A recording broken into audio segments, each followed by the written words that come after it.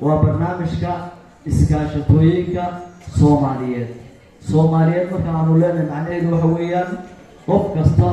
oo Soomaali ah ayuu u furan yahay waana runtii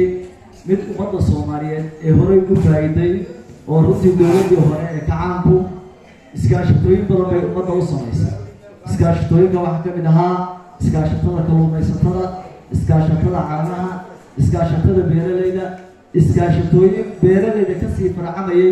oo kala ahaa kuwii qasabka kuwii muuska kuwii qaybo badan ay ahaayeen waxyaabaha ay ka faa'iidayeen ee ugu muhiimsanaa dowladda Soomaaliya waxay ahayd in ay production-ka ay bulshadu soo saarto boqolkiiba boqol laga iibsado oo hantidii lagu celiyo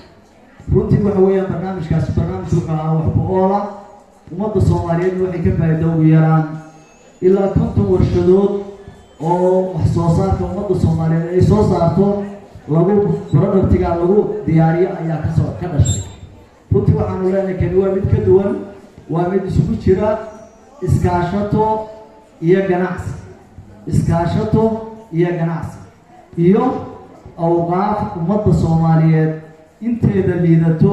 lagu caawinayo oo ummadda Soomaaliyeed ay soo gaarsiinayo mana noqon doono mid ay cid gaar leedahay oo ay ummadda maana kule ay ku haysato إن شاء الله تعالى برنامج كأساس وصحنا وحن كسر دوينا إنجنير عبد القادر كنت يعني جوجل دقي فليتفضل مشكورة إنجنير عبد القادر عمر ما شاء الله سلو.